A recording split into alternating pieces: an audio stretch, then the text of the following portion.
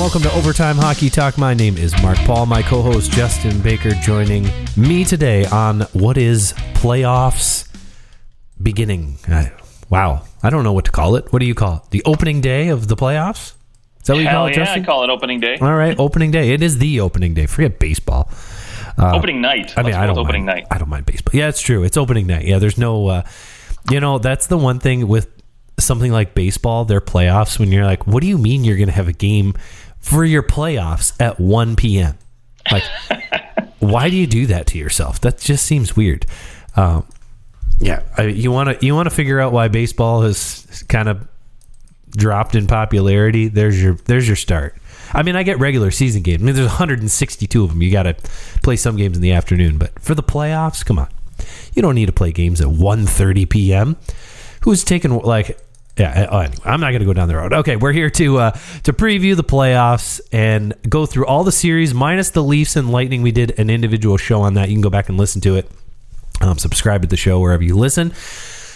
We are going to hit all the series in order in which they play their first game. So we'll start off with the Islanders and the Hurricanes. We'll truck through all the other series, and we'll close with the Kraken against the Colorado Avalanche. And Justin and I will close each series with our picks for that particular series. But we're just going to chat through those series. But before we do, I feel like, if I was really good, I would go back to our episode about like the top 5 most likely coaches to be let go. And I believe your top coach was Dallas Eakins. Is that right? It absolutely was. Yeah, you had Dallas. You can go back and listen to that episode, and if you want to you're gonna be sitting there listening to us, and you're gonna feel like we recorded the show today, which is again opening day of the playoffs, because every single one of the coaches that we talked about has either already been fired or there's lots of new, there's even NHL. I feel like NHL.com doesn't usually have rumor kind of stuff on it. It's mostly just like, here's the news. And even they are saying that the Predators are evaluating John Hines' performance and future as their coach. So he was one of my picks. I think he was one of yours as well. To be fired. Who else do we have on there? We had Peter Laviolette. He has not been fired. He just has not been retained. And apparently it was sort of a mutual thing. I think is the vibe that I'm getting was he pushed for the timeline. That's per Elliot Friedman. He pushed for the timeline. And my guess is that it was kind of this like, hey, I'm not really the kind of coach that you like keep around for a rebuild. That's not the Peter Laviolette team. Peter Laviolette's teams are the first, maybe the second year that he's there. They're gonna spin things around, and then he just kind of loses his luster really quick. But he's a great coach for those first 2, maybe 3 years. But so Peter Laviolette also out. Dallas Eakins out. Who else is out as head coach that we called? Ooh, there's one other one, and now my brain is blanking. Oh, I had Brad Larson. Yes, Brad Larson. Yes, I think you had him. I don't think I had him because I went the Ottawa route. I said DJ Smith, but I think they're going to be too cheap to let him go now. They'll wait until there's a new owner. We'll see what happens with the new owner. But we do know, yes, those coaches are out, and probably the most surprising out of the it's not a firing, but the not coming back is Brad Treliving resigning as the general manager after 9 years, and Don Maloney is going to serve as the interim GM there. What are your thoughts on Treliving after quite a summer last year, after losing Huberdeau essentially, or after losing Tkachuk and Johnny Gaudreau? Yeah, I mean, honestly, there were rumors too. I'm not sure if they're solidified, but I did hear something where somebody said that Suter's job was safe too. I mean, speaking of coaches getting fired, right? He was somebody that I think you mentioned might get the boot. But as far as BT's job, what he's done over in Calgary, I mean, don't get me wrong. I think it was probably needed. I thought he did a good enough job getting, a good return for what he had. Basically Tkachuk wasn't re-signing. Gaudreau was gone, right? That wasn't his fault that those things happened. Not right? at all. Yeah, not at all, right? Yeah, a star player leaves, and then of course the other star player's like, well, shoot, I want out of here, right? So that shit happens. You can't really control it, so now you have to react, right? And so basically, for what he was able to do, get a 100-point player, who I think the number came out, and he tied for the largest drop in NHL history as far as points are concerned from one season to the next. Just ridiculous 40-point. I think it was. I can't remember off the top of my head, but it was a huge drop, 50-point drop. And even so, percentage-wise, that's a massive. A massive percentage too. I mean, to drop 50% and from 100 points, that's a crazy number. And the fact that it was a $10.5 million deal. Yeah, and I mean, don't get me wrong. I think any team would have gladly given Huberdeau $10.5 million. Any team would have given up, what basically, True Living was forced to give up to get him. And not to mention, he got a top four. He had a top four defenseman come back the other way as well. So he got a great return for what he, was inevitably going to lose anyways. And so I think, again, yes, it stings a little bit because you see Huberdeau not post up the numbers he normally does, and you see Matthew Tkachuk come down to Florida and essentially just rip it. He was fantastic this year for the Panthers. Honestly, like Hart Trophy candidate if it weren't for Connor McDavid. Right, yeah. Well, he could still be a candidate, but he won't win, right? He's not going to win. Yeah, absolutely. So, I think he did a great job, all things considered, but ultimately, in my opinion, I don't think the coaching fit well enough for what the pieces he had. I mean, look, Kadri, same thing, right? His production dipped too. You don't have, one guy, his production dipping, right? But if you have a couple stars, dipping in their production, really, is it really players or is it, coaching there? So, my other thing, those trades and the acquisition of Kadri, they all felt really good if I was playing a video game. Like if I'm playing a video game and I go, okay, let's say in the video game, that player's not going to sign with me. Well, that's a great trade. Like that's trade is on easy, right? Like you're trading this guy who's 200-point players and you get the extra defenseman thrown in. I mean, it all seemed great for Calgary, and then you sign Nazem Kadri to a solid deal. You get a couple players that are like an 89 and 87 overall kind of vibe, and in the end, it just in real life they don't really fit the system. Or I should say this: it takes maybe more than 1 year, along with the tremendous change, especially for Huberdeau, who did not expect to be traded. Like I think he expected to be a Panther his whole life. Yeah. So I think probably for the first little while of the year, he was kind of playing. He was in a daze in some way. Like maybe mentally he just hadn't coped yet with what was happening, and he maybe like, yeah, that deal is a monster deal, hard to turn it down. Maybe if you were to go to him now and say, would you have signed, like if you knew what you knew now, would you have signed that deal? His answer would probably be no. But because he signed that deal, now he's locked in. I mean, you can put up with a lot of stuff for $10.5 million a year. And I think they'll figure it out. I think you also know, hey, for the next 8 years, my coach is not going to be Daryl Sutter. He's not going to coach until he's deep into his 70s. So it'll be okay. He will get let go at some point, and if he doesn't, it's because he won the Stanley Cup. In which case, you're pretty glad you went where you went. Right. So, I think Tree Living sounds like it was just kind of more or less like I just don't really want to do this anymore, and that's totally fine. I mean, everyone has a point where they don't want to do their job anymore. It comes, every single person 100% of the time has either died or they quit their job. It happens all the time. So I think this is just a matter of like, maybe a little burnout, maybe just tired of where he was living or tired of doing what he had to do every day. And that's fair. I mean, you want a guy who's going to say, you know what, I don't want to do this right now. And I think that to give up a job like that he could have easily kept, it shows maybe his character too, that he's willing to say, I just don't have the desire to do this right now. And I'm sure if he wants a job again in the NHL, he'll get one. Oh, yeah. Okay. Should we jump into our playoff preview now? Oh, please. Now that I'm we've excited. Spent, 10 minutes on all the firings that happened. Time for the good news. The Hurricanes and the Islanders playing in round number 1.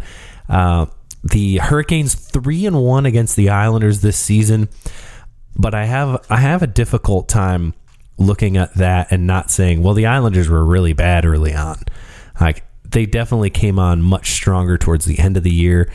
So I don't know how much credence I'm going to put into that for this particular matchup. But what are your initial thoughts here for the Islanders and Hurricanes? Yeah, I mean, my initial thought goes to who's scoring goals for Carolina, right? I mean, both of these teams are very defensive-minded. And so my, question mark is going to be who's scoring goals for Carolina, because Svechnikov's out. Pacioretty's not playing this season. So, I mean, we know Sebastian Aho is Sebastian Aho, right? He's going to chip in. He's going to give you that production. But when you look at this forward group for Carolina, they've got only 3 guys, Svechnikov being one of them, who have scored over 20 goals. So essentially you've got Aho with 36 and Nashis with 28 goals. And so where's the production going to come from, right, besides those 2 guys? And that's my biggest concern when you look at Carolina, right? I mean, obviously we know what the Islanders are. I think they come on pretty strong in the second half of the season, and they crawled back into a playoff spot and gave Pittsburgh the old stinky boot. And so my biggest question for Carolina is who's scoring them goals. All right, so here is who. Oh my God, here's who is going to score goals. Carolina did lead the NHL with 59 goals from their defensive side. That's huge. 18 each from Brent Burns and Brady Shea. The fact that they can score at that kind of clip from the back end is huge. And I think based on that does give you enough offense. Like, yeah, they aren't the most, I'll say they're not the sexiest offensive team, but they certainly have kind of similar to the Kraken, where it's like, okay, they've had quite a few guys who can contribute. But the difference, I think, between the Hurricanes and the Kraken are that they've got some serious playoff experience. They've been making it to the playoffs consistently. They've been deep in the playoff. They beat the Islanders in 2019. They swept them in the second round to make it to the conference finals. So the Hurricanes have gone on runs. They know how to win. And I think in this first round, you have to look at the totality of who the Hurricanes are, who they're led by. Ron Francis. They shoot the puck in a lot. Like, they play what we think of, like the 90s, 2000s kid thinks of as playoff hockey. They play it. They're probably the team who will least have to shift their style come playoff time, because of how often they shoot the puck in. That just seems to happen in the playoffs, that the games become tighter. There's more shooting the puck in. And I really think that leads to a huge advantage to Carolina, who plays that way all year long. And whereas a lot of other teams carry the puck in a ton, and you're not as worried about getting blown up in the regular season, because guys are, they're playing at 95% for most of the year. Playoff time comes and you drop to that 100%, and that extra 5% is a massive dip, or a massive increase in how much effort everyone is willing to give and who's willing to throw hits. All of a sudden you go from, okay, the 2 guys on the team that will check, to pretty much everyone's going to start hitting. Like, you're going to see Austin Matthews out there hitting. You're going to see Sebastian Aho is going to be trying to hit people. And I think that's just a different vibe than the regular season, of course. Yeah, I will give you that. There's definitely going to be a different vibe. And, that's part of the reason, too, why I look at this Islanders team. And I think, again, their depth at the forward group, I think, is built for playing that physical game, right? Cal Clutterbuck, Matt Martin, Casey Cizikas. These are guys who know how to go hard and play hard for, a 7-game series if it gets down to it. Now, what I'm most curious about, I think, again, if we get into that tough checking, low scoring kind of game, my biggest question is going to be who shows up for Carolina in goal, right? Are we going to go ahead and call Peter from the AHL, or are we going to rely on? Well, we know Antti Ranta is going to start game one.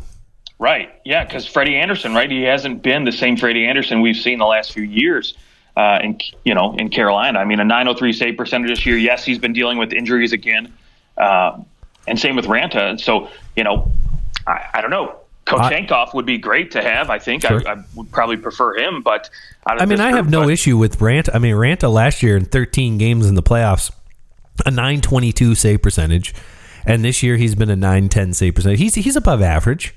No, he's been good absolutely. when he can play. If he's healthy, he's fine. Yeah, he shows up for sure. But I guess if you go toe to toe with Ilya Sorokin, right? Sure. Sure. I know what goaltending group I'm taking out of these guys right here, and so it's going to get real interesting if you got to play a tight defensive game, because man, oh man, I think Sorokin can show up. I mean, last time he was in the playoffs, right, .922 save percentage in 2021.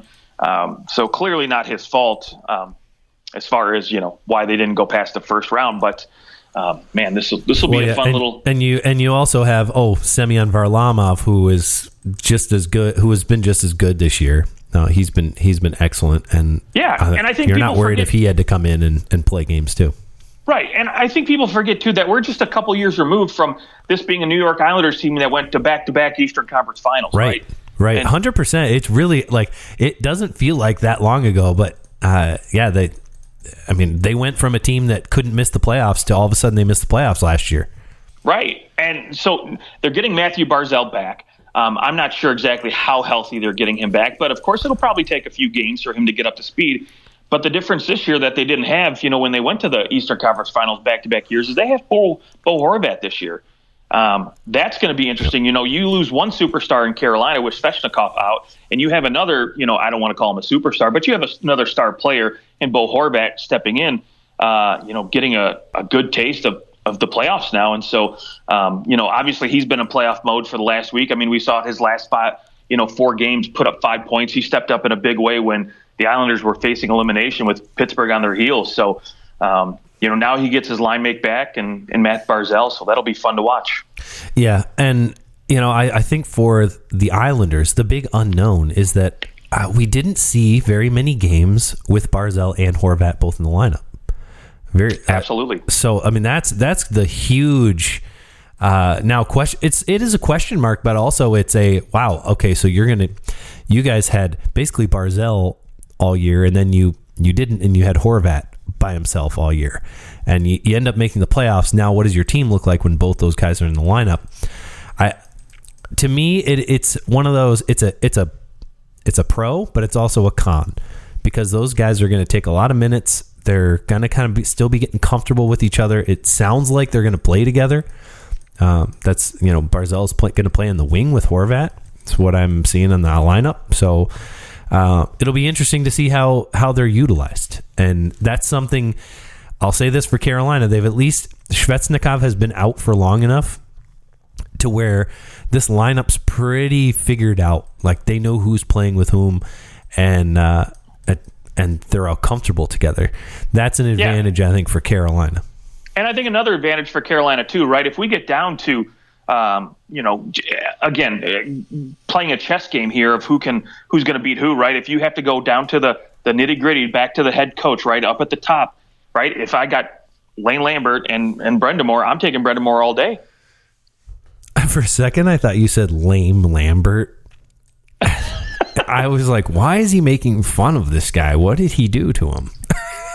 Does he play that boring of a style of hockey that I don't know. I don't know why I thought that.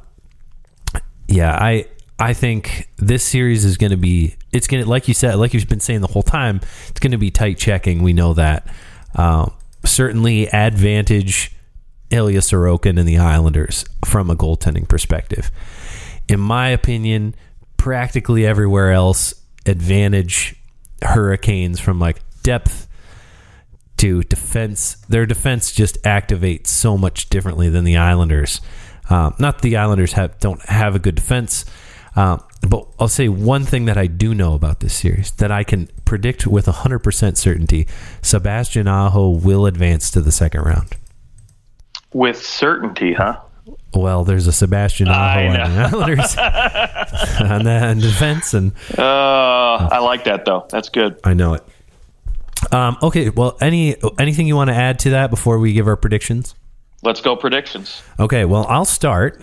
I have the Carolina Hurricanes taking this, but I think it's going to take the whole 7 games. I think it's going to be tight, and I think that Carolina will probably hold the lead for most of the series, but I think the Islanders are going to prove very pesky. They will not go away, much like this regular season. They just did not go away, but I think ultimately in a Game 7, the Hurricanes just have what it takes.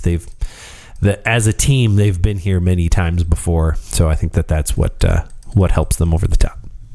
Okay, yeah, I am. I always look at, when I'm picking my series, I always try to think of 1 or 2 upsets, right? Because they always happen. It seems like every year we get an upset in the first round. And so this was one that I picked as an upset just because, again, I look at goaltending and the lack of scoring with no Svechnikov, no Pacioretty. That was Carolina's biggest issue to me last year, was their lack of ability to score goals outside of Sebastian Aho. And so to me, if you get into a low-scoring affair, I'm always going to take goaltending. And so I'm picking the Islanders to win this one, but in 6 games. Okay. Winning it in New York. So you've got them winning it in New York. I've got them winning it in Carolina. So, or the home team winning in a home team, baby. Yeah. Okay. Let's move on to the Bruins and the Panthers. The Bruins were 2-1-1 against the Panthers, which makes the Panthers 2-2-0 against the Bruins. I hate that. Just weird. Essentially, these two teams split 2-2, right? Just so happened to be one of them went to extra time. Obviously, we know the Bruins won friggin' 65 games. Unbelievable. And set the record for most points at 135. This Bruins team had the most historic regular season we've ever seen. Now coming into the playoffs, what do you think? Yeah, right. So they've had the historic run. We know what they were able to do in the regular season. When a lot of people were picking them to just barely get in the playoffs, if not just miss. I had them setting a few records. Oh, did you wins. now? Yeah, I thought 63 was reasonable. Okay. So they slightly exceeded my expectations personally. I love it. I mean, look, there's no doubt in my mind that I think everybody's loving on the Bruins right now and what they're able to bring. Look, they have so much depth up front. I am excited to see what this team can do in the playoffs because, look, we look at Patrice Bergeron, we look at David Krejci.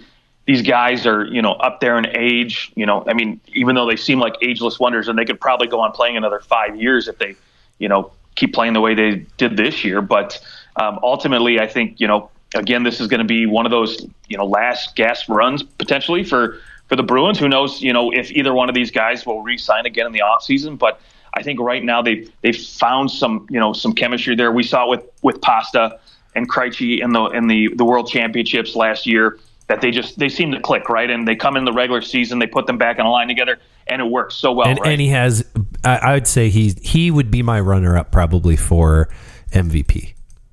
Krejci or Pasta? Okay. Yeah. 113 points, 62 goals. 61 goals. 61 goals, yeah. Insane. The guy's been all-world, fantastic. He's definitely in my top 3 as far as MVP voting is concerned for sure. Because you look at the next guy on this list in their lineup, it's 67 points. I mean, right. almost a 50-point difference between the next guy. Which is the difference between, Connor McDavid has Leon Draisaitl right behind him. Right. And David Pastrnak just tore it up and literally never lost a game this whole year. They lost 12 games in regulation. Right.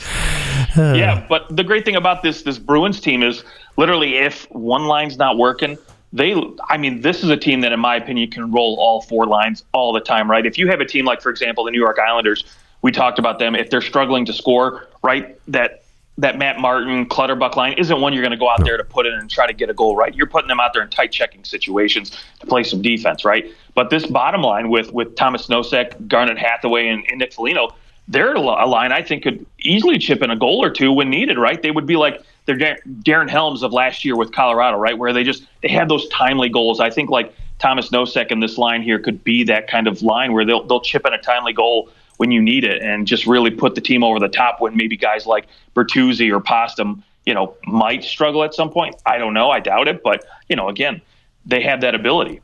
Let's not forget Thomas Nosek. I know that it was I know that at this point it's like 6 years ago, but he was on the Vegas Golden Knights when they went on their Stanley Cup run to the Stanley Cup Finals. And yes, he had 6 points in 17 games, but he scored some big goals.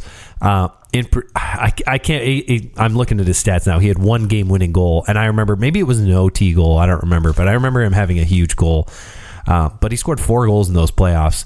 And hey, there's somebody who knows how to step up to the challenge in the playoffs.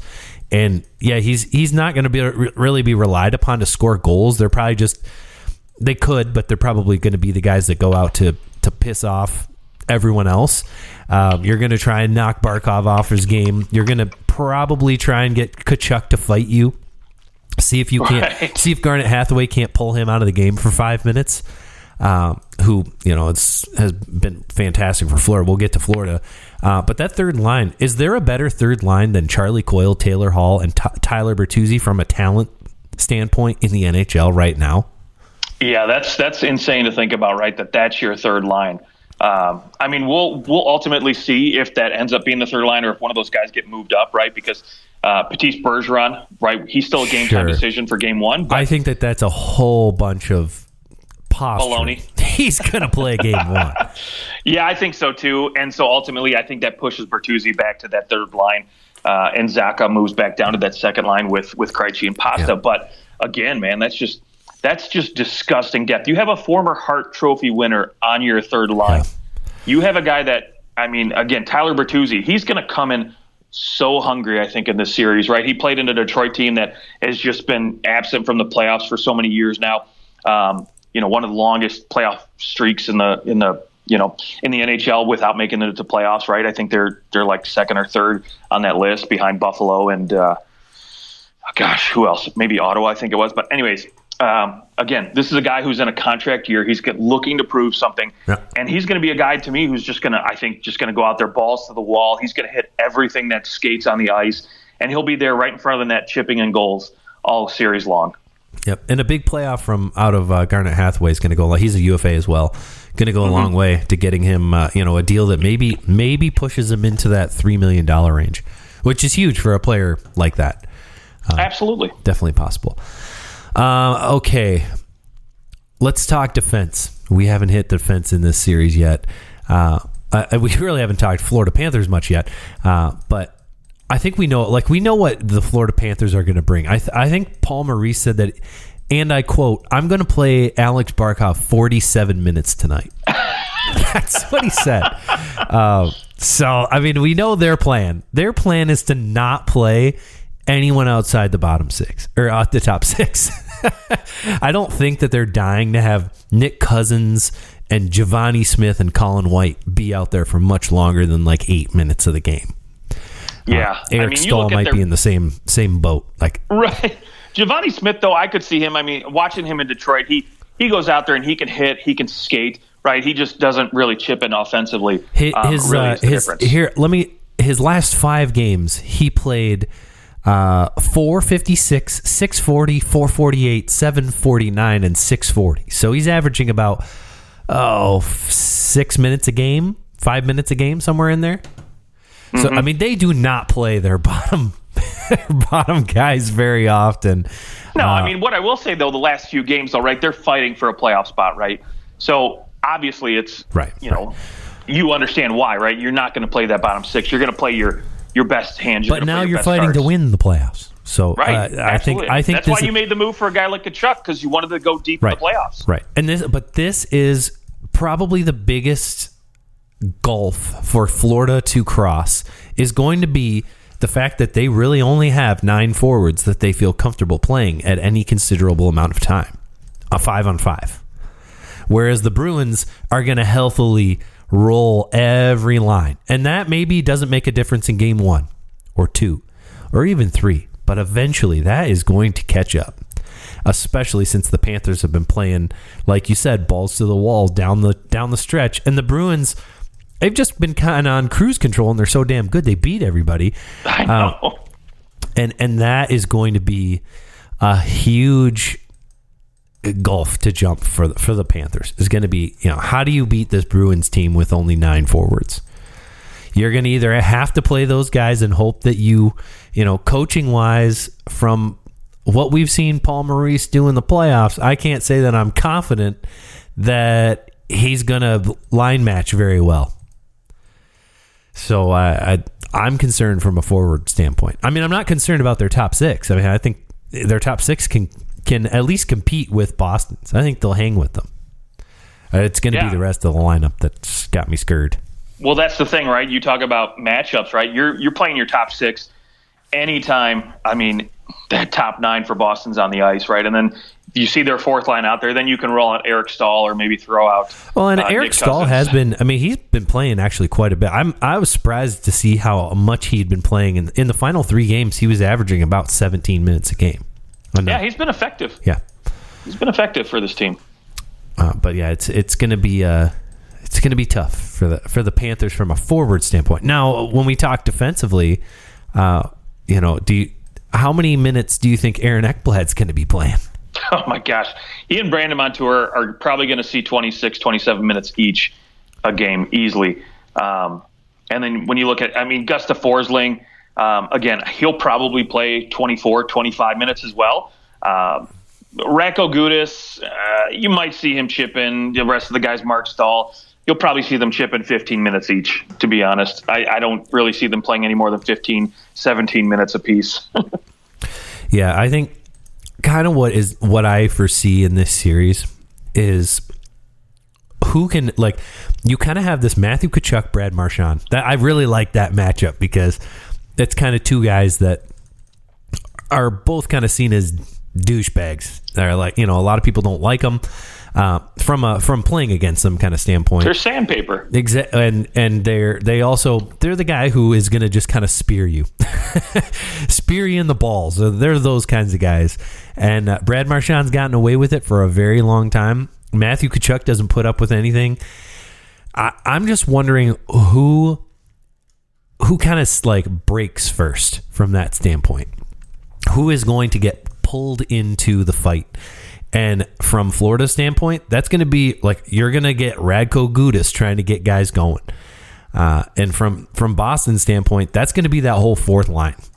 It's who can you just get going and try to draw into the fight and distract them from just that. And that is going to be, I think, the thing that Florida has to keep in mind. Tkachuk cannot engage in that if they want to win. Whereas the Bruins, if Marchand engages in it, it's going to be fine. I don't think that's going to be an issue. You can't afford to have Tkachuk in the box. No, you can't. So, we didn't really hit much on goaltending other than the fact that I'll just say this now, that the Bruins have the advantage. That's I don't think there's any doubt there. Yeah, probably a Vezina, at least runner-up. He's going to be up for the Vezina for sure, Linus Ullmark. I think it's in the bag. It was, I did see that he is a game-time decision. My guess is that he will go. I can't see Bergeron and Linus Ullmark both not being there for game 1, but no big deal. If Jeremy Swayman has to go game 1, I don't think you have any problem with that. And one side note, I'm curious. I know Minnesota's going to do it. I am curious to see, will any other team bounce between 2 goaltenders on a regular basis here in the playoffs? That's a good question. Because Minnesota has come out and said they will do that. Yeah, because why not, right? You've got the Flower, you've got Gustafsson playing great. But yeah, so for me, if I'm Boston, I'm riding Ullmark as much as possible. Now, again, if you got to go to Swayman, I will still take Swayman over any of these Florida goaltenders. So I'm okay with it. Yep. Okay, so who do you have winning this series? And why? I want to hear why, too. Okay, so I am going to take a huge upset here with the Florida Panthers in 7 games. Okay? And here's my reason why. Literally everybody, I would say 99.9% of everybody predicting is picking the Bruins. And That's justfully so. Smart. Rightfully so, right? Yeah, no reason not to. But when I heard when Alex Lyon was going to be back in net again tonight, I said, you know what? Fuck it. I'm picking the Panthers. I'm going to pick them to win. I'm going to pick one of the biggest upsets. And not only that, but I went back and I looked at, the last, few teams to set these records for most wins in a season, right? Tampa Bay did it. Yep. They got swept in the first round by Columbus. Detroit did it. They got beat out in the third round by Colorado, right? So you look at these teams that have been just so dominant in the regular season, just end up losing in the playoffs. And, Tampa's, the way they lost was just embarrassing. But again, the teams at the top outside of, the Canadians of the 70s, they're not that dominant in the playoffs. So you know what? I figured, hey, do you not find, question, do you not find making it to the conference finals and losing in 7 games pretty dominant? No, I think it's because that's what the Wings did in 1996. Right. No, I think it's great. But again, all I'm saying is they don't make it they don't win the Stanley Cup, right? They're not. And the President's Trophy winner does not win the Stanley Cup every time. I mean, it's like 15 or 20% of the time. Yeah, it's pretty low. Something like that. Which, the chances of winning if you just get in are from a purely just baseline, if every team has equal opportunity, you're talking like 6-7% with 16 teams getting it. But you know what? If I'm right and Florida wins this thing, because they're going to be hungry, they're going to be out to prove something, right? Because nobody's taking them seriously. I look like a freaking genius. So you know what? I said to hell with it. Okay. I'm going to pick Florida in 7 games. You know what happens when I'm right? You just look dumb. No, that's okay. No, I think that Florida has a shot only because of that top 6. That top 6 is so underrated. Being in Florida, I think, and yes, there is the element of, hey, let's look at if Bergeron and Ullmark are game time decisions. Yeah, maybe they're like there's going to be a lingering injury. Granted, Patrice Bergeron won a Stanley Cup, I think, with a broken rib, punctured lung. Punctured lung. That's what it was. Punctured lung. So I just feel like he'll be fine. He always is. But apparently it's an illness, actually. It's not actually an injury for a little flu bug. He's been under the weather. So come on, he's gonna play. You pump him full of something and you get him out there. But I don't think that Florida has much chance, but I am gonna say that they push this thing to 6 games. Okay. I believe is what I have the Bruins in 6. I think Alex Lyon maybe steals one early. That's all right. Maybe it's tonight. Maybe. So how many games did you have the Panthers winning it in? 7. Yeah, it's got to go all 7. Okay, 7 games. Now, that would be if the Bruins go and lose 4 games. Like I said, they lost 17 games total if you include overtime and a shootout. They lost twice in OT and 3 times in a shootout. So, really, in actual hockey playing outside of a shootout, they lost 15 times this year. So, that would be more than 25% of their losses coming in this playoff series. It's just hard to imagine. Especially against the Panthers. We shall see. And if Alex Lyon fails, then Sergei Bobrovsky might be able to sneak in there, and if he can reach back the clock a little bit, he might have a chance. All right, let's move over to the Minnesota Wild and the Dallas Stars. Now, and don't it is not lost on us if you're listening to this right now. Probably you're listening to this after game 1 of these Monday night games, so you'll already know. We don't know yet, and that just is what it is. But Dallas and Minnesota, they play tonight at 9:30, and they're playing the second time ever in the Stanley Cup playoffs. The Stars beat the Wild in 6 games in 2016. The Dallas Stars were 2-0-2 against the Wild, and the Wild were 2-2. So we'll just say they split their 2 in the regular season. So that's not going to help us here. What do you think of this series, Justin? Boy, I think we have an entirely different looking, in my opinion, Stars team this year than we did last year, right? Bill Guerin came out today already, or it wasn't today, but it was this past weekend, and said that he thinks this Wild team could have beaten last year's Wild team. But I'm in the same boat with Dallas. I think this year's Dallas team could have beaten last year's Dallas team, right? So, absolutely. Yeah. Yes. So go tit for tat on that one, whatever you want to call it, Bill Guerin. But I think this Dallas team here has just much more depth to them. Jamie Benn's playing on a different level than he was last year. I think Max Domi has got the potential to be a real X factor for this team. So you've got all these things clicking at their forward group. And, of course, the X factor, always in goal, Jake, Ottinger, he's a playoff performer, right? It's been proven since he stepped in his rookie year. I mean, he can bring it in the playoffs. He knows how to. But on the flip side, Minnesota, man, they're just, like you said, they're rotating goaltenders. So, again, you don't have to worry about, a lot of teams, they'll just ride a guy till they die, right? And that's typically their downfall, right? They're not able to make the smart decisions and make changes quick enough, right? Where I think this Minnesota team, they've got a ton of depth on defense. And in my opinion, I would probably take this defense over, the Dallas Stars defensive core. And probably, as a whole, this goaltending group, I like both these goaltenders better than the duo that Dallas has, but I'll take Ottinger over any one of these goaltenders any day. So, again, pick your poison, but I think it's going to be another tight checking game. Similar to Carolina and the Islanders, I think we're probably going to have a low scoring affair on this one.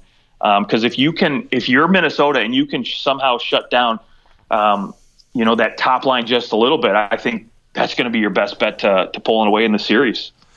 Yeah, Kirill Kaprizov was out for a little while, and the way that they had to play without him in the lineup, they played very well. They won 7 of the I think they were like 7-2-3 or something without him in the lineup. Mm-hmm. So I mean, that bodes well. It shows that they certainly know how to play a team game. I mean, that's never been a question. I look at what they have to offer in their top 6. Kaprizov, fantastic. Boldy, phenomenal. The rest of their top 6, very average or under average, especially in comparison. I mean, Dallas's top line might be the best line in all of hockey, and they're so deep. Their third line, it's not quite what Boston has, but maybe for the Western Conference, it might be the best third line. With Jamie Benn playing the way that he has, with Wyatt Johnston, I think it's fair to say that Wyatt Johnston should get some Calder Trophy looks at 24 goals. I mean, he's played great, and then Evgeny Dadonov, his addition at the deadline. I mean, Dadonov brings a lot of experience. He's been to the playoffs. He's been around the block, and that's never a bad thing. He's played pretty well with Dallas.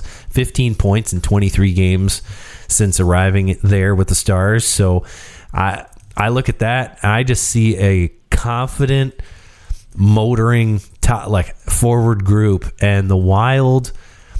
I do wonder, is Kirill Kaprizov 100%? Matt Boldy, this is his first playoff run. What is that going to look like? It's just a different. It's different, going on those playoff runs. It's a different vibe than what it would be in the regular season. So I guess he did play 6 playoff games last year. That's my bad. He had 1 goal. So I guess possibly he makes a little step, but again, he kind of had that kind of year where you go, oh, okay, here he is. This is the guy we were hoping for. It doesn't always translate to a really great playoff run after the fact. So that's another concern for me. But hey, all in all, I like that the Minnesota Wild were able to make the playoffs, and I also like that you've got Jake, Jared, Jonas, John, and John on the defensive side. That's pretty amazing. Yeah, that is great. And they, as far as their team goes, and again, we haven't actually mentioned that Joel Eriksson Ek is out for the Minnesota Wild, which really, really hurts the Wild's opportunity. I'm not sure if he's going to be able to play again, but that definitely hurts with him out. But then you've got Jake, Jared, Jonas, John, Joel, and John. Just pretty great. Yeah, and I mean, you talked about third lines, right? And so one person to not write off and just to keep an eye on for me is the Goose, right? Gustav Nyquist, right? Yeah, sneaky little acquisition there at the deadline by them. Yeah, and a lot of people were crying foul, right? Because they thought, he's going to be injured till the playoffs. 5 points in 3 games. Right. He's looked really, really great, and you look at his minutes going up every single night, and I think, especially with Eric's going to Eck out, I think they're going to rely heavily on him to help contribute. So, keep an eye on him. And then another guy, Ryan Reeves, again, he's not going to produce offensively, but I think he's going to be kind of a little bit of a sandpaper, a little irritation. He's going to be one of those guys I think you're going to see go out against that third line of the Dallas Stars and try to, get Jamie Benn, get, Tyler Seguin off their game a little bit and try to just really shake things up a little bit so that really this top 6 and, top 9 for the Minnesota Wild have a shot at really trying to, stay pace with the top 6 of the Dallas Stars. I'll say this. I have the Stars winning this series on 6 games, but I don't think that you come out of this series unscathed. I think this is going to be a heavy, Minnesota just plays a heavy game come playoff time, and that's going to be the tough thing. Can you get out of this series quick enough to be healthy enough to actually have a good run and to not have one of your top guys hurt here in the first round, because they're going to be out for blood. Yeah, no, I agree. I think, again, this Minnesota team is going to be able to steal a couple games, not because of goaltending, but I think because that top line with Kaprizov and Zuccarello, I think they're going to work some magic and take over a game or two. But ultimately, I'm with you. I think Dallas wins this series.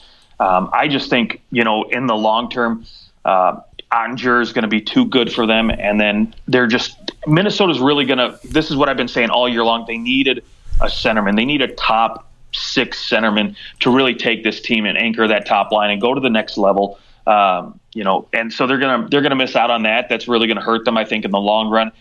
Yes, the series is going to go 7 games, in my opinion, but I'm with you. I think it's going to be too much Ottinger, too much. Jason Robertson and Joe Pa. I think they're gonna be on a mission this year. Okay, yeah, I have Dallas in 6. You've got them in 7. So go Stars. First one we've agreed upon. Yes, first one we've agreed upon. It'll be the one that we're wrong on.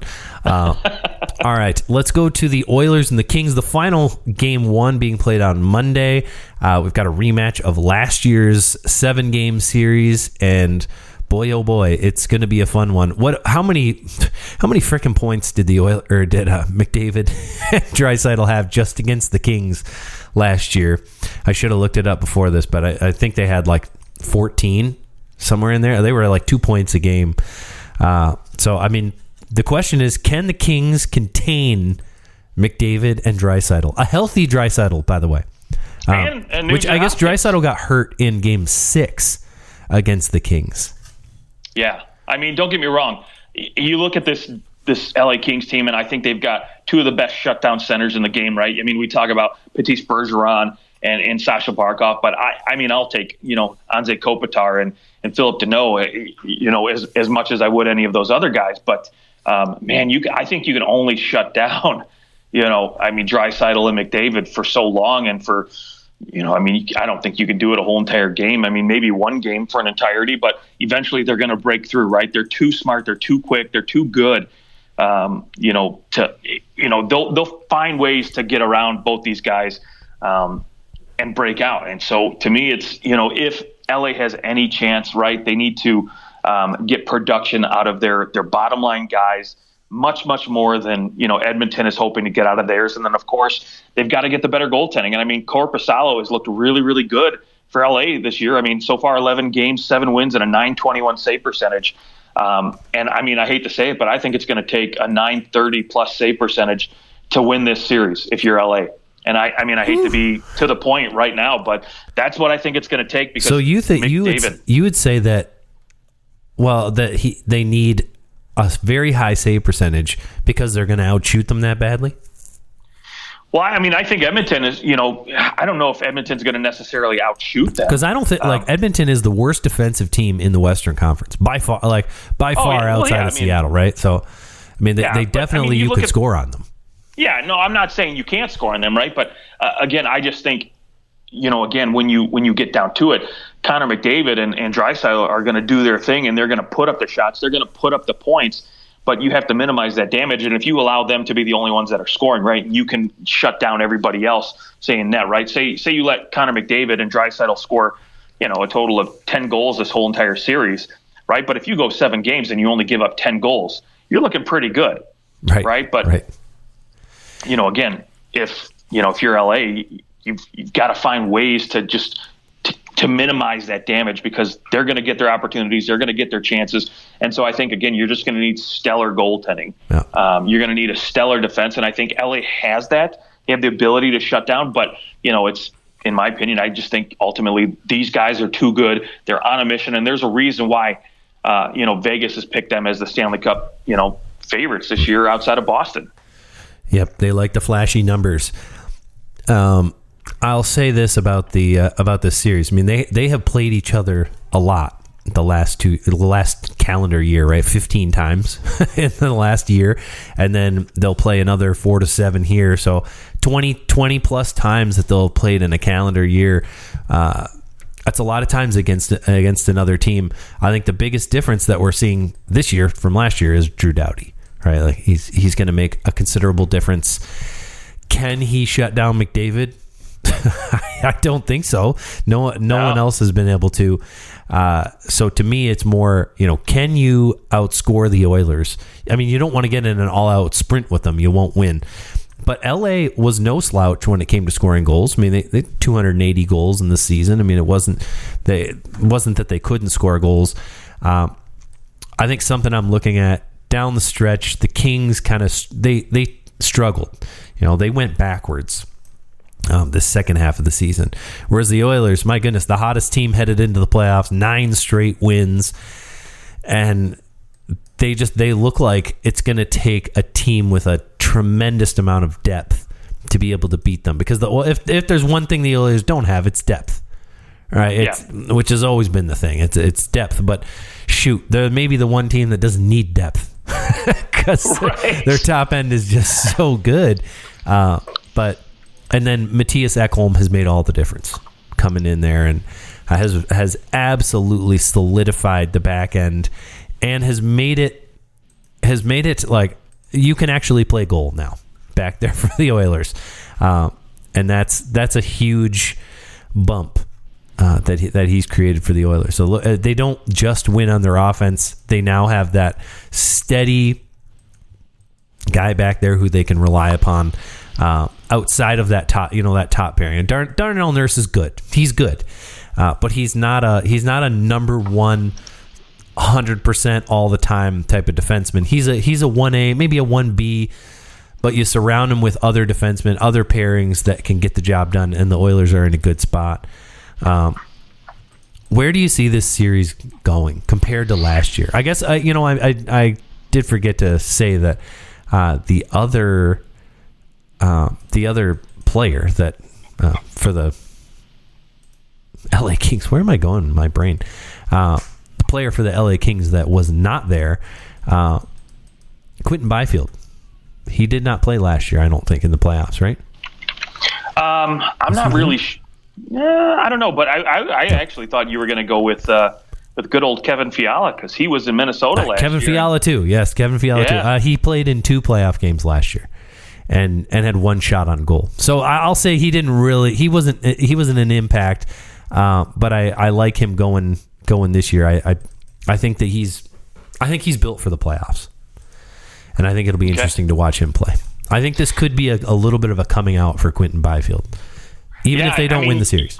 You certainly hope so, right? I mean, listen, Kevin Fiala is obviously probably not going to be there for game 1, but he'll return at some point this series. And so, yes, you need guys like Quinton Byfield to step up. We need, Alex Iafallo to just go to another level because, listen, I mean, they're going to need everybody chipping in at 125% if they're going to, have any chance at beating this Edmonton team because, like you said, they can rely on their top 6 and get it done without having to worry about their bottom 6 as much. And, yes, I would probably take LA's defensive group as a whole over Edmonton's any day, but Matthias Ekholm has looked like a legit number 1 game-changing defenseman back there. He is, he's done wonders for this team since he came in. And so that kind of, being able to solidify the back end and giving your goaltender that kind of confidence, hey, if you make a mistake, your defense is there to back you up.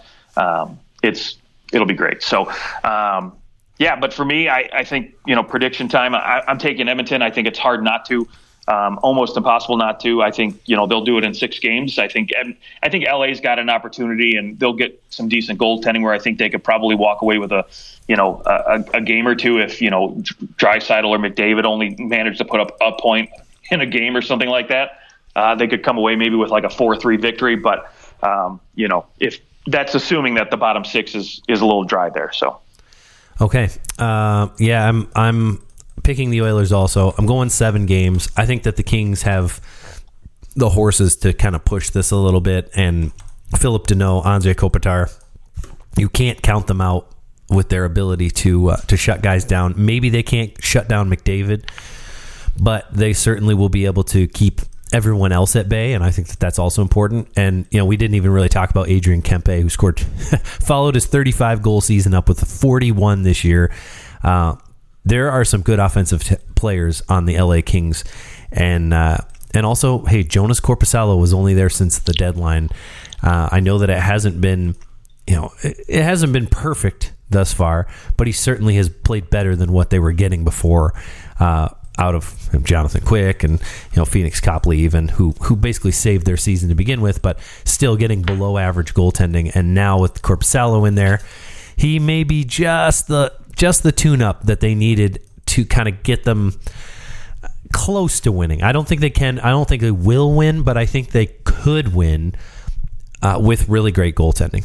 And Korpisalo offers the opportunity to have that. As he's been like a top 10 goalie all season long. It's just he was on a garbage team for a while in Columbus. You have the Oilers in 6. I have them in 7. But I think that Oilers fans are going to be gulping all the way. It's going to be interesting because it's a rematch. Rematches are tough. The other team has had all year to plot for you. They've been thinking about you, and you kind of been thinking about who maybe you beat or who you lost to later in the playoffs. They're thinking about you. That is something to consider. All right, let's move on to the Devils and the Rangers. By the way, this is the first time since 2007 that all 3 New York-based teams made the playoffs. Nice.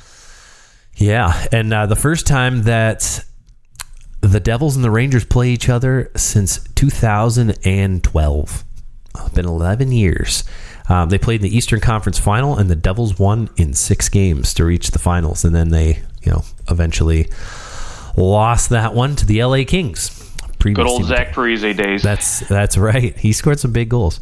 The Rangers went 1-2-1 against the Devils. The Devils 3-0-1 in this series. So the Devils dropped 1 in OT and won the rest of them. So definitely advantage Devils from a standpoint of like how they played each other in the regular season. But the regular season, I'm kind of throwing that out in this series. The Rangers are just too experienced and also changed their team by bringing in Patty Kane at the deadline. So anything before that, we can kind of say, well, that's, the Rangers struggled a little bit earlier. That's not the case now. What do you think coming into this series against the Devils? Yeah, this is a tale of 2 different teams, right? You've got the young guns, the fast skating Devils, right? They are almost the best in the league as far as the transition game is concerned, in my opinion. They can get up and down the ice just as quick as anybody else. And then, of course, you've got the New York Rangers. They're the grizzled vets. The I don't want to call them the old guys yet because, they're not really old. But, you've got the experienced guys in Zibanejad, Patty Kane, Tarasenko, guys who have won it, have the rings on there, right? That's the whole point of bringing in Patrick Kane and Tarasenko, guys with that experience, that knowledge, how to win and how to go deep. Look, these are tales of 2 different teams that I think are going to collide and create one heck of a series. And in my opinion, probably going to be my favorite series to watch in this first round, just because I think, again, there's that rivalry, right? You got 2 New York teams. The Devils haven't been there in a while. They've been, slowly developing into this powerhouse here for the next foreseeable future. And the Rangers are right there. This is their window. They have to. I mean, they made the moves to bring in the guys to say we're winning now. This is going to be our year, and they certainly have the pieces to do so. The one thing I am curious about, though, for this Ranger team is, how are they going to respond as a leadership group, right? Last year didn't have a captain, and this year they come in and they make Jacob Trouba their captain, and he seems to be the perfect fit for this team. And so I'm interested to see how this group does when they do get in a little bit of trouble, right? When they do struggle a little bit, maybe they're just not scoring or they just can't keep up with New Jersey's speed. How do they respond as a group is going to be a lot of fun to watch. And then, of course, on the flip side, the Rangers also have a lot of younger guys, too, in terms of their third line. We know Lafreniere, Kakko, and Filipino, right? Can these guys take it to another level? We know these guys have all pretty much put up 40 points apiece this year. And, as a third line, that's pretty dang good. So, absolutely. Yeah. I think this series is going to be defined likely by goaltending. Up front, both teams have some horses. They've got great offensive talent up front. Both teams have some good defensive talent there too. The Rangers in particular have a Norris Trophy winner on their back end, in Trouba, as you mentioned. But man, this is to me is all going to come down to goaltending, because the Devils' goaltending in the past has been so bad that it kept them out of the playoffs.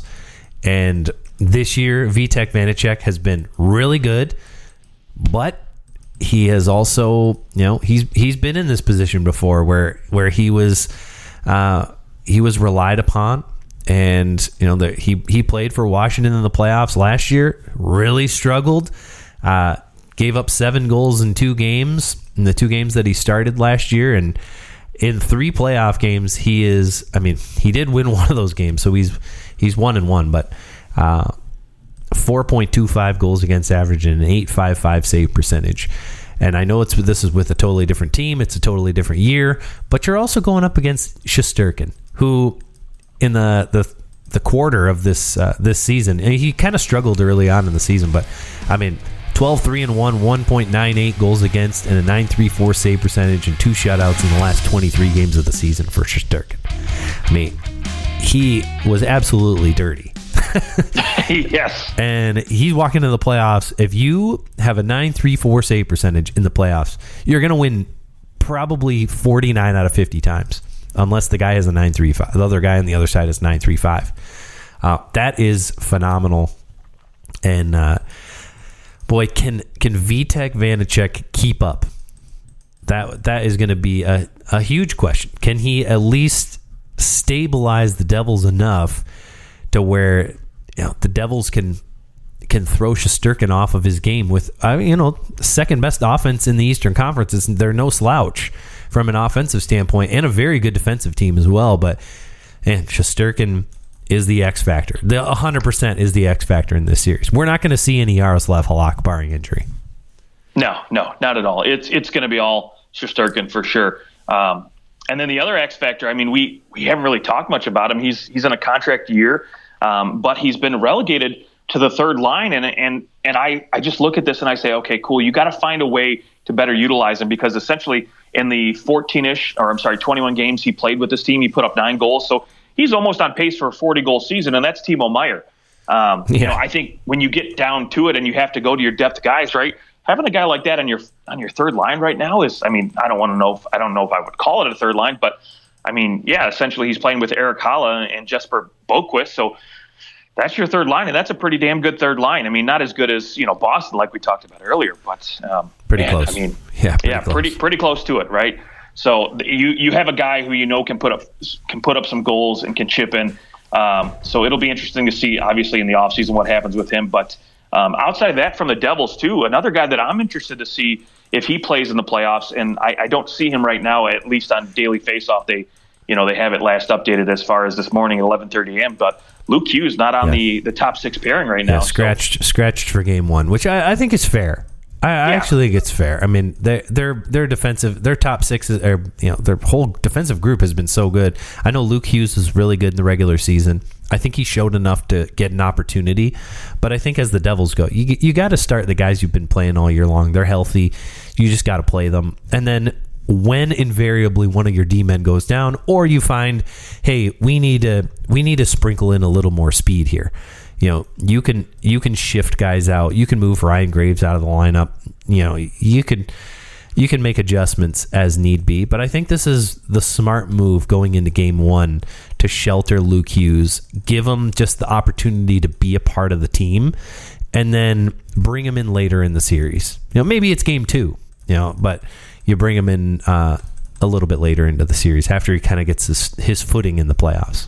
Yeah, I agree. I mean, if you look at the numbers, a lot of their top four defensemen have got, like, between Marino, Ryan Graves, these guys have played very well as far as, on both sides of the puck. The defensive game has been great for them. So, yeah, I agree with you. I think, Luke Hughes has still got a ways to go before he's going to be a top four defenseman in this league. I mean, I think it might only be a year before he's ready for that. But, of course, yeah, if you get up 2-1 or something like that, or 3-1, absolutely put him in there.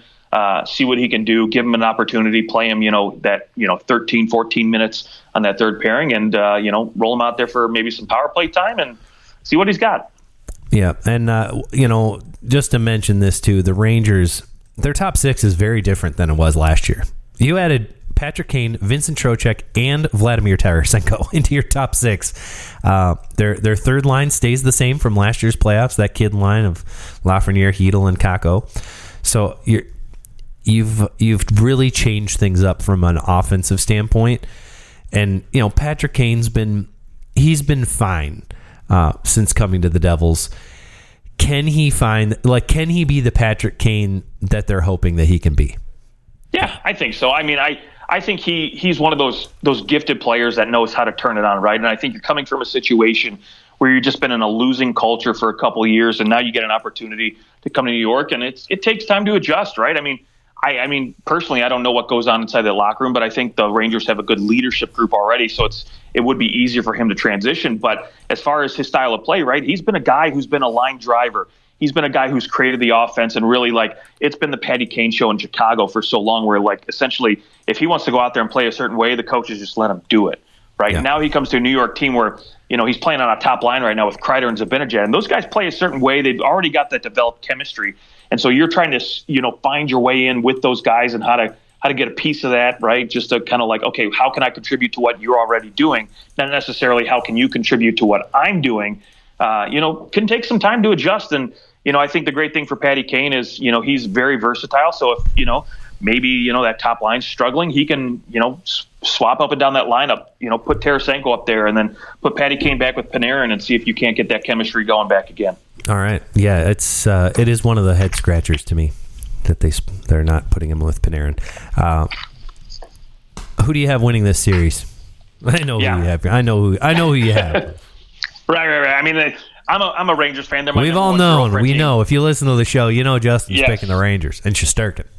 Yes, got to go Shesterkin. But ultimately, I love this forward group, what they did by adding Tarasenko and Kane, and I think this kid line is going to take another jump compared to what they were the most consistent line for the Rangers last playoffs, and I think, again, they're going to be just as good now, not necessarily maybe the most consistent, but I think they're going to contribute even more than what they did.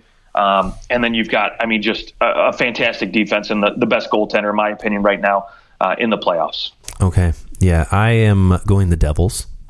This maybe is my, you picked Florida to beat Boston, and this is maybe my you know what?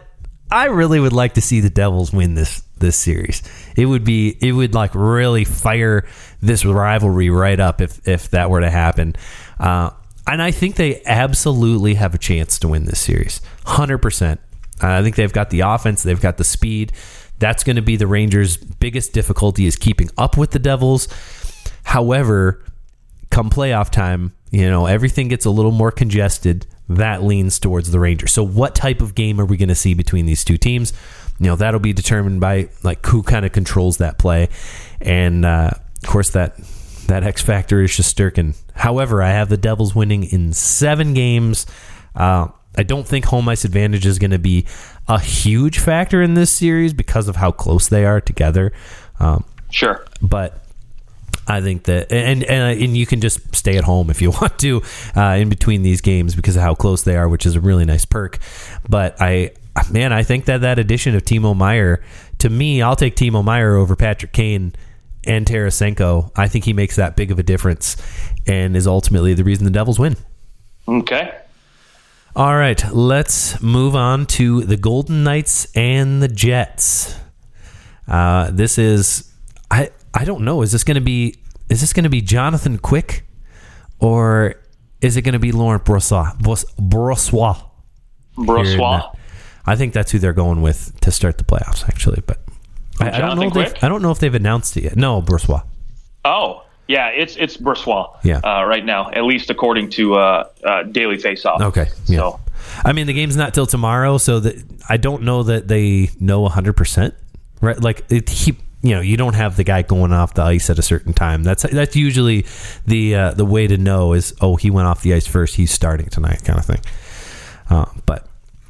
I mean, that's got to be the biggest question mark in this series is that goaltending for the Golden Knights. They're great everywhere else. It's just that goaltending. Yeah, that's a question mark, right? I think it's going to be a short leash for either one of these guys, regardless who you're putting in, right? I mean, we know with Winnipeg, they're going Hellebuyck till they die. There's no point even looking at David Rittich. No. David Rittich need not even show up to the game. Right. They might as well call somebody up from their emergency backup. No, they'll just tape Connor up to the posts if he gets hurt. If his leg hurts, just tape him on there.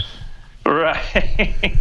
But, I mean, Brossoit's been pretty good. A .927 save percentage in 11 games for this team so far this year. Pretty good numbers. And, I mean, you've still got Adin Hill there. I'm not sure what's up with his injury situation, but a .915 save percentage and Logan Thompson, too. Same thing, right? I don't know where. Both not going to start the series at least. Yeah. So, I mean, you've got options there in net. And, not to mention Jonathan Quick. I mean, he looked pretty good last year in the playoffs for the Kings. And then, of course, we know the pedigree he brings to this team here, and I think that's part of the reason Vegas went out to get him, because they want to make sure they get a guy who can go to the next level if possible. Not necessarily that they don't trust Logan Thompson, which was their original plan, but of course that injury bug hits, and then you got to make a quick decision. So Quick seems to have worked out pretty decently for this team. I think he's looked okay. Hasn't looked great, but he's looked okay for this team so far. But, yeah, I think that, to me, if you're Vegas, is the biggest question mark. They do get Mark Stone back, which is going to be great. He's going to probably start on that third line, I think, with Chandler Stevenson. Those two guys, clicked a couple years ago in the playoffs, or the last few years anyways. And so that'll be, it'll be interesting to see how much they play Mark Stone, at least in game one. We know as the series goes on, his minutes will get elevated. And then, of course, Jack Eichel, this is his first time in the playoffs. Crazy. I know. As long as this guy's been around, it'll be really interesting to see what he brings to the table, because I think he's going to come out fired up and just ready to rip it. Yeah, I when it comes to the Golden Knights, I think you look up and down their forwards.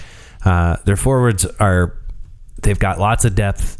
You brought in Barbashev, who's looked pretty good with the Knights. I still think that Phil Kessel has something to prove. I know he didn't have the greatest regular season, but maybe this is his chance to let's just show it all. Let's go here in the playoffs, and I think you could see some big games out of Phil Kessel. And defensively, I mean, Alec Martinez, Alex Pietrangelo, Shea Theodore, the Jets don't have that kind of depth on defense. Josh Morrissey had a really nice season. Offensively, he's been really good. He makes a great first pass. He gets the puck out of the zone. Beyond that, yeah, you've got some decent, like Brendan Dillon, Neil Pionk, Nate Schmidt, Dylan DeMello. They're all fine defensemen. That's going to be the tough thing to overcome for the Jets. Is their defense good enough to sniff the Golden Knights and to keep that puck out of the net? Now, you've got Connor Hellebuyck, so that'll make up for maybe two of those guys not being as good. Right. But from a forward standpoint, I think these teams match up really well from that depth. I mean, the top 6 for the Jets, I might like them a little bit better than the Knights, actually.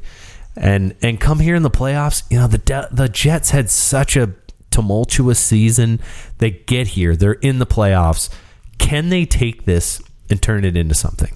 I mean, this might be the most important, other than the Leafs winning in the first round. I don't think there's any question. If there's one team that has to win in the first round, it's the Leafs, hands down, because if they don't, everyone's going bye-bye.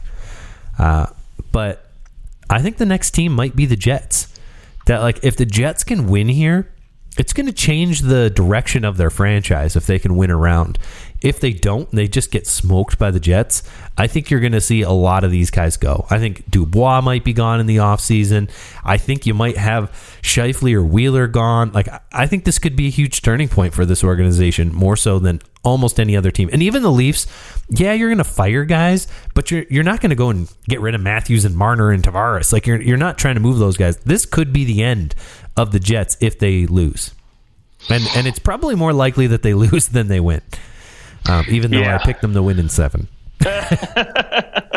Yeah, I mean, look, there's no doubt, right? There's been, no contract talks with Pierre-Luc Dubois, and you brought in Niederreiter to hopefully, soar up that middle 6 so that you can have some competitive third line play against a team like Vegas, who, in my opinion, is got a fantastic top 9 if you look at it up and down, right? But you're going to need guys who, again, from the Jets standpoint, right? I mean, Nicola, Ehlers and Blake Wheeler, those guys gotta find another level, I think, because Hellebuyck can only take you so far, and you need to chip in offensively. And like you said, when you were talking about defense, right? Josh Morrissey's had a great season, but when I look beyond that, there's not much to get excited about. And so, you've got a lot of young guys on the Jets they're going to be coming, down the pipeline eventually, but they're not there yet. And so, this might be a situation where, it's time to win now, because a lot of these pieces might end up going, like you said, a Mark Scheifele might get dealt in the offseason. Pierre-Luc Dubois might not want to re-sign, so they might deal him. And so, man, if you lose your top 2 centers, that's going to be, that's going to be detrimental. Right. And then not only that too, but right now on Daily Faceoff, they've got Nemestikov centering that second line with Ehlers and Wheeler. And so, I don't know. I mean, is he good enough to keep up with this Vegas team, especially if you get in a situation where you've got a Chandler Stevenson, a guy who can be almost a point per game player, with Mark Stone, who can essentially do everything better than anybody else on your team. Maybe outside of Kyle Connor, I don't know about that, scoring goals, but let's not forget the best player in the series, Connor Hellebuyck. Right. Yeah, he will be the best player in this series. Which I think you probably I've never heard you talk so poorly about him than when you said, and I quote, Connor Hellebuyck can only win so many games in this series. Is that a negative, though? Well, I've only ever heard you worship at his feet, so I'm just wasn't sure. No. If you listen to the show any amount of time, Justin has been we started the show in 2017, and I think 2 years before that, he was like, Connor Hellebuyck needs to be starting every game for the Jets. And I remember in a locker room you talking about Connor Hellebuyck and was like, oh, why is he like this guy so much? But you turned out to be right. He did win a Vezina as well. And he could win a Vezina this year. I think he was Elliot Friedman's pick for the Vezina. So yeah, it's easy. He's got at least one first place vote. Yeah. He carried his team where I think Allmark, essentially got by. I mean, he played phenomenal. No disrespect, but so he could be the reason why I think the Jets could potentially upset the Vegas Golden Knights, or at least push them. Right, he's the reason they're not nobody's picking the Jets to lose in 4 because of Hellebuyck. Absolutely, right? He's got at least one game to steal in his bag. I say he's got 4 games to steal because they're going to win the series in 7. All right.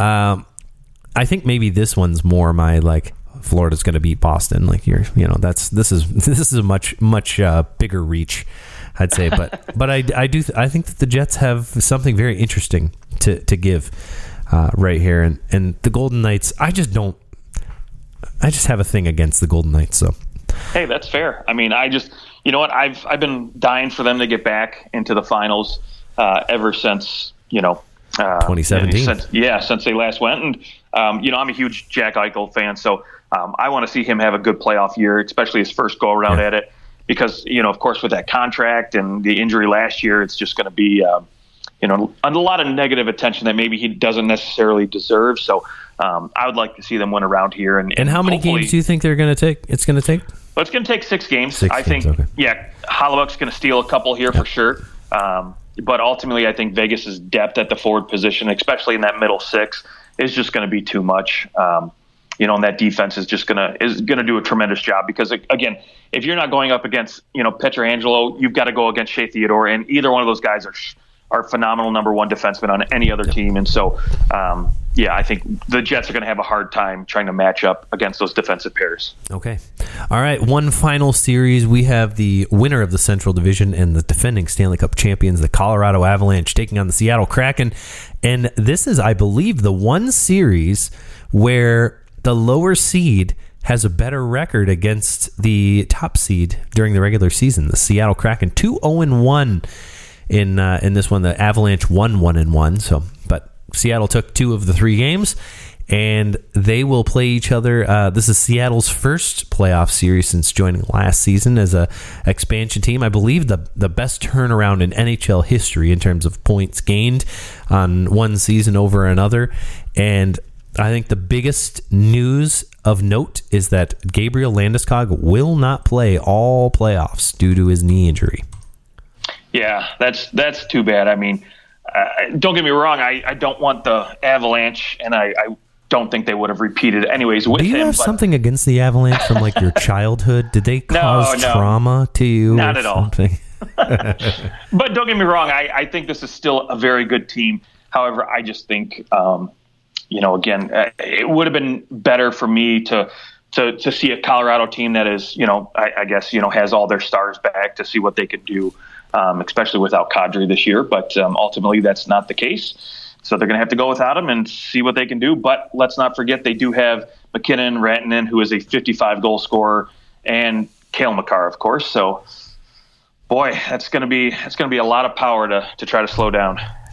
Yes, I think this is easily the biggest mismatch here in the first round. But the one thing that gives me pause is the fact that the Seattle Kraken have kind of been that team all year long. I mean, they've been the team where you look at their roster up and down and you go, I don't think they'll win this one. And they do it by committee. They do it by Vince Dunn maybe being the most improved player from one season to another.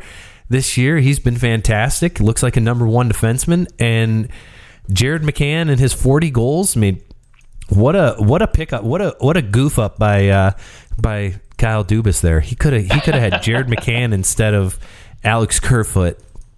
Not that Kerfoot's a bad player, but I would take Jared McCann at this point over Kerfoot. I think anyone would. But it's an interesting lineup.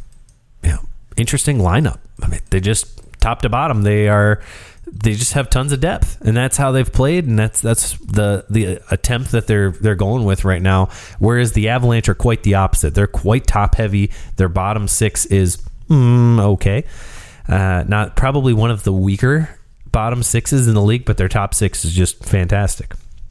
Yeah, it's suspect, right? That bottom 6, but I will say though, one thing that's been a pleasant surprise for me this year is the goaltending of Alexander Georgiev. I mean, look, 62 games played this season. That's phenomenal. I certainly did not expect him to play more than maybe 45 this year, as well as Francouz had played the last few years. But, man, Georgiev has stepped up to the challenge, especially like when we talked about a suspect, bottom 6 forward group. And they've got it done by, having just a solid structured team, getting, the necessary offense from your top 6. And, he's given them the occasional spectacular save, but done enough to where he's, quietly, he's in that conversation for the Vezina. Obviously, I don't personally have him in my top 5, but, he's up there for a lot of people, and rightfully so. He's had a fantastic year.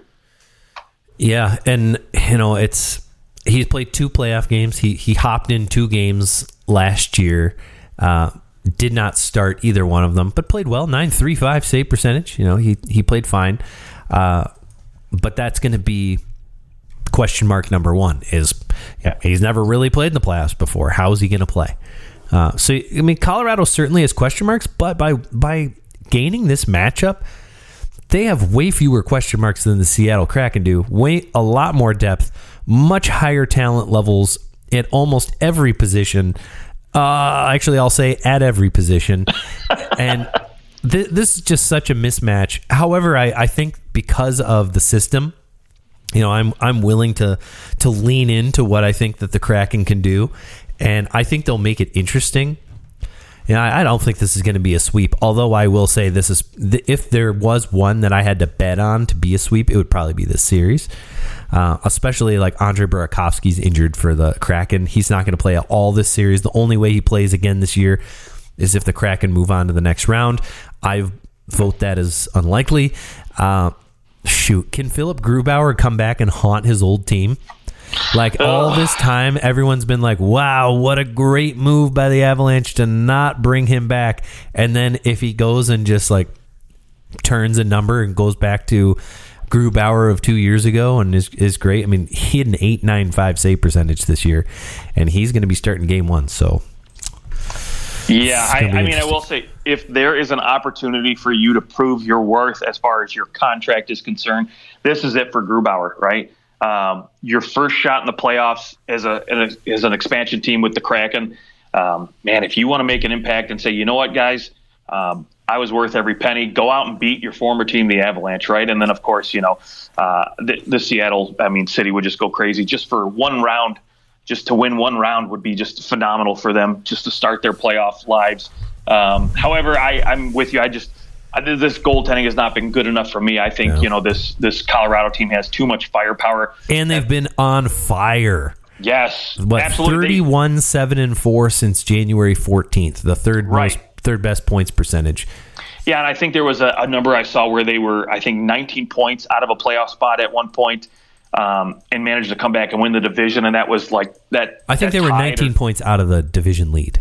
Yeah, that's what it was. Yes, and managed to come back, and that was like the largest deficit ever. To come back from and win the division lead. Yeah, and you got to tip your cap to what this team has been able to do, and again, it all falls on these top lines for this Colorado team, right? Because don't get me wrong, Vince Dunn has been great, and they've got it done by committee with the rest of their defense. But can they shut down McKinnon, Rantanen? Can they shut down Cale Makar and this group here for 7 games? No. I don't think so. No, right? Just no. And that is exact. Like for the Avalanche, I think it's get out of this series as quickly as possible, because their one advantage over either Minnesota or Dallas in round 2 is going to be maybe being able to get out of this first round with quickly. I think there's a reasonable shot they could win in 4 or 5 games. I have them winning in 6, but there's a reason. I think the quicker they can get this done, the better. More so than almost any other team, because of how much Dallas and Minnesota will beat up on each other. And I think the only way Colorado can beat either of those teams is if they beat up on each other in round 1. Yeah, I absolutely agree. You want to come out quick and you want to come out healthy, because again, get your rest. You had a long playoffs, last year, and so again, we've seen what it did to Tampa after a couple of years, and these guys, obviously don't have the depth at the forward group that Tampa did to make it 3 in a row. So, boy, you better get those workhorses in the top 6 going quick and get out quick. By the way, I don't know if we mentioned it, but Josh Manson is back for game 1. No, we did not mention that, but that is great news for them. He is back for game 1, so that's a huge boost for the Avalanche as well. The lower Jack Johnson is in that lineup, the better. Well, he's not even in. Right now, looking at daily face-off, they've got their third pairing. This is probably, in my opinion, a better pairing than anything Seattle's got. But you got Bowen Byram and Eric Johnson. And don't get me wrong, Eric Johnson's not the old Eric Johnson from a few years back, but he's still a very capable. I don't know. Vince Dunn has been fantastic, and Adam Larson too. I'll give you that. I'll take them over. I'm not taking them over anybody named Cale, though. Vince Dunn's been great. I think he's honestly, I think he's the second best defenseman in the series, the way he's played this year. Ooh, okay. So I think I don't hate it, though. Yeah. But goaltending is going to be what probably kills them. So, Yep. But that's okay. They're here. They're in the playoffs. It's going to be fun. I hope that I hope they win one game in Seattle. That's kind of my little caveat. Win one game in Seattle, maybe two, and really stretch this thing. Make it fun. Make the Avs sweat a little bit. And I think that's a win for the Kraken. Making the playoffs was a win, but I don't know if you remember I think the only time that the Atlanta Thrashers made the playoffs, they got swept by the New York Rangers. And then the first time that the Columbus Blue Jackets made the playoffs, they got swept by the Detroit Red Wings. Yep. That's what you want to avoid. Just don't get swept. Come in here, win a game or two, and you've had a successful first round. You made the other team sweat, and you're going to make them. They're going to have to play hard. So we'll see if we'll see how many games they can actually win. But I'm going 6. I'm going 6 games for Colorado. Okay, yeah, I've got Colorado, but in 5. I think, like I mentioned, I think they're going to get out quick. But I do think Seattle, like you said, they win. I think they're going to win a game at home, probably game 3, that first one. I think they come in and then they put a little bit of pressure. But I think they keep all these games pretty close, to be honest. I think they'll be, 4-3, 3-2 games. But ultimately, I think, the downfall for Seattle is going to be their goaltending. Justin, if there's one series where I'm really rooting for one team in particular, it's this series. It's the Seattle Kraken. I would love to see it. I'd love to see them go and beat the Avalanche. Oh, I would too. Absolutely. It would just be fun. No, I don't even have anything against the Avalanche like you do. I just, it would be fun to see. I mean, it would also be fun to see Florida beat Boston. That would be a really enjoyable. I hope you're right. God, but it's a great story though, right? When you look when Vegas came into the league, right? They had this swag about them, right? And so Seattle, they don't necessarily. I don't think they had that kind of that arrogant swag that Vegas had, right? That they've kind of developed now. But I think Seattle's got that humble swag that I would love to just see, where you're just like, oh man, it's so great to see them do good. Well, it was like Vegas started off as we're just a ragtag bunch of groupies coming together and playing some shinny together. Yes. And then they were like, no, we're going to be demons. So, yeah. I don't think the Kraken will do that. Ironically, their name bodes more to the demon stuff. But, I think, you know what? Somebody bought me, this is so random. Somebody bought me some soap for my birthday, and it was called Kraken, and it was the color of the Seattle Kraken. I thought that was fun. So maybe it's an omen. I'm going to wash my body with the Kraken as they rid themselves of the Avalanche. I don't know. Just to rehash, I had the Leafs in 6. You have the Leafs in 5 in that Tampa Leafs series. So, and again, you can go back and you can listen to that one. We did that one separately because it was the only series we knew about last week at the time of our recording. This has been a beast of an episode, Justin. Great work on this one. An hour and a half to preview 7 of the 8 series. We wish the best of luck to all the teams in the playoffs, and to our listeners. Enjoy that first round. It is the best round. There's nothing like the first round. 4 games on every night. It'll be an absolute blast to start it. You can follow us on Twitter at OT Hockey Talk. Justin, any final thoughts before we go watch game 1? Go Panthers. All right. Actually, I think, is that game starting? Is that the first game? No, the first game is the Islanders. So that's on actually right now. It's 7:00. So we got to go. So let's go. All right. Well, I'll talk to you later. To our listeners, we'll talk to you guys very soon, and enjoy those first few games of the playoffs. See ya.